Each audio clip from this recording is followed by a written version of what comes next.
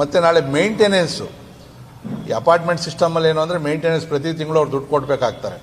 ಇವತ್ತು ಇವ್ರು ಕೊಡ್ತಾ ಇರ್ತಕ್ಕಂಥವ್ರು ಜರಾಸ್ಗೂ ನಮ್ಮ ಹತ್ರ ದುಡ್ಡಿಲ್ಲ ಅಂತೇಳಿ ಸರ್ಕಾರದ ಕಡೆಯಿಂದ 5 ಲಕ್ಷ ರೂಪಾಯಿ BBMPಯಿಂದ ಮತ್ತು 2.5 ಲಕ್ಷ ರೂಪಾಯಿ ಅಲ್ಪಸಂಖ್ಯಾತ ಇಲಾಖೆಯಿಂದ ಈ ಥರ ಎಲ್ಲ ಕೊಟ್ಟು ಬರೀ 2,80,000 ಫಲಾನುಭವಿ ಕೊಟ್ಟರೆ ಮನೆ ಒಳಗಡೆ ಸೇರಿಸುವಂಥ ಕೆಲಸ ಮಾಡ್ತಾವ್ರೆ. 6 ವರ್ಷದಲ್ಲಿ ಸೇರಿದವ್ರಿಗೆ ಮನೆ ಕೊಟ್ಟಿಲ್ಲ. ಈಗ ವಾರದಲ್ಲಿರ್ತಕ್ಕಂಥವ್ರಿಗೆ ಮನೆಗಳನ್ನು ಸೇರ್ತಕ್ಕಂಥದ್ದು ಇದು ನನಗೆ ಗೊತ್ತಿರೋ ಪ್ರಕಾರ ಪೂರ್ತಿ ಅಕ್ರಮವಾಗಿ ಸೇರಿಸ್ತಾ ಇರ್ತಕ್ಕಂಥದ್ದು. ಮತ್ತು ಈ ವೋಟರ್ ಲಿಸ್ಟು, ಕರೆಂಟು, ನೀವು ಇವತ್ತು ನನ್ನ ರೆವಿನ್ಯೂ ಲೇಔಟ್ಗೆ OCCC ಇಲ್ಲದೆ ಕರೆಂಟ್ ಕೊಡಲ್ಲ, ಸುಪ್ರೀಂ ಕೋರ್ಟ್ ಆರ್ಡ್ರು.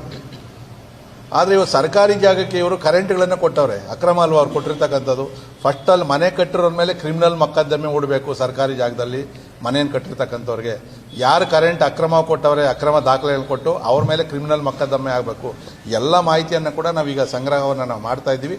ಒಂದು ವೇಳೆ ಅವರೇನನ್ನ ಸರ್ಕಾರ ಅರಾತುರಿಯಲ್ಲಿ ಕೊಟ್ಟರು ಕೂಡ ಇದನ್ನು ನಾವು ನ್ಯಾಯಾಲಯದಲ್ಲೂ ಕೂಡ ಪ್ರಶ್ನೆ ಮಾಡ್ತೀವಿ ಮತ್ತು ನಮ್ಮ ಘನವೆತ್ತ ರಾಜ್ಯಪಾಲರಿಗೂ ಕೂಡ ಇದ್ರ ಬಗ್ಗೆ ಮನವಿಯನ್ನು ಕೊಡ್ತಕ್ಕಂಥದ್ದು, ಏನೇನು ಮಾಡಬೇಕೋ ಸಾಧಕ ಬಾಧಕಗಳು ಎಲ್ಲವನ್ನು ಕೂಡ ನಾವು ಮಾಡ್ತೀವಿ. 5ನೇ ತಾರೀಕು ಭಾರತೀಯ ಜನತಾ ಪಾರ್ಟಿಯಿಂದ ಫ್ರೀಡಂ ಪಾರ್ಕಲ್ಲಿ ಕೂಡ ಒಂದು ದೊಡ್ಡ ಹೋರಾಟವನ್ನು ಕೂಡ ಇದ್ರ ವಿರುದ್ಧವಾಗಿ ಮಾಡ್ತಾ ಇದ್ದೀವಿ.